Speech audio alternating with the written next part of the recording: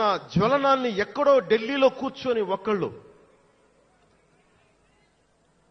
ఢిల్లీ యూనివర్సిటీలో పనిచేసే ఒక ప్రొఫెసర్, ప్రకాశం జిల్లాకు చెందిన వ్యక్తి, నాకు తెలియదు ఆయన ప్రకాశం జిల్లా వ్యక్తి. నా రోజున ఆయన వచ్చి మిమ్మల్ని కలవాలని చెప్పి ఒక నెల రోజులు నా వెంట పడితే ఆయన కలిశారు.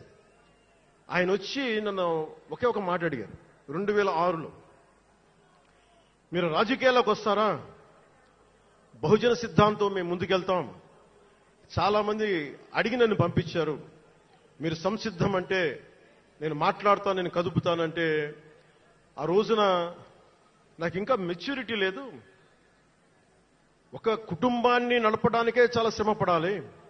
ఒక కుటుంబాన్ని ఏకతాటిపైన తీసుకురావాలంటే నేను కష్టపడాలి. ఒక సినిమా చేయాలంటే నేను ఇంత కష్టపడాలి. ఇన్ని కోట్ల మందికి సంబంధించిన జీవితాన్ని ఒక భావంతో కట్టిపడేయాలంటే నాకు ఇంకా అంత మెచ్యూరిటీ లేదు. మెచ్యూరిటీ వచ్చిన రోజున మీకు తెలియజేస్తానని చెప్పాను. ఆ వ్యక్తి అప్పటి నుంచి ఇప్పటి దాకా అరుదుగా అప్పుడప్పుడు కలుస్తూ ఉంటాను. ఈ రోజున హైదరాబాద్ సెంట్రల్ యూనివర్సిటీ ప్రొఫెసర్, మీలో కొంతమందికి తెలిసి ఉండొచ్చు, ప్రొఫెసర్ శ్రీపతి రాముడు గారికి మనస్ఫూర్తిగా నా ధన్యవాదాలు తెలియజేస్తున్నాను. వారిని వేదికపైకి రమ్మని మనస్ఫూర్తిగా కోరుకుంటా ఉన్నాను.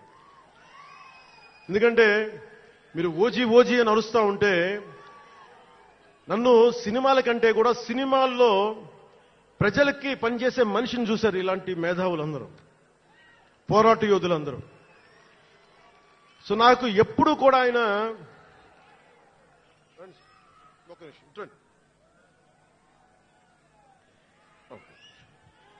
ప్రొఫెసర్ గారు మన జనసేన పార్టీ కాదు, ఆయన ప్రొఫెసరే. బహుజన సిద్ధాంతాల కోసం, అంబేద్కర్ ఆశయాల కోసం, అణగారిన వర్గాల కోసం నిలబడ్డ వ్యక్తి. ఆయన చాలా మంది విద్యార్థుల్ని పిహెచ్డీలకి సిద్ధం చేసే వ్యక్తి. మన దగ్గరున్న బేతపూడి విజయ్ కుమార్ గారు కూడా ఆయన శిష్యుడే.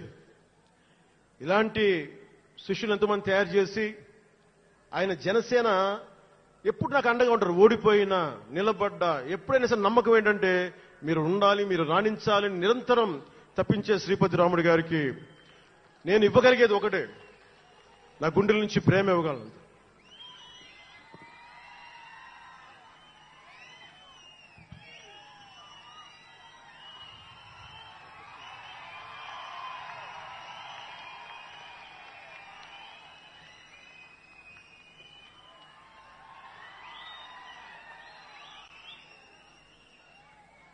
అంటే కృతజ్ఞత అనేది ఎంత అవసరం, గుర్తింపు ఎంత అవసరం అంటే మనం ఏదో అయినప్పుడు కాదు, ఏవి అవ్వనప్పుడు మనం వెంట నిలబడాల్సింది.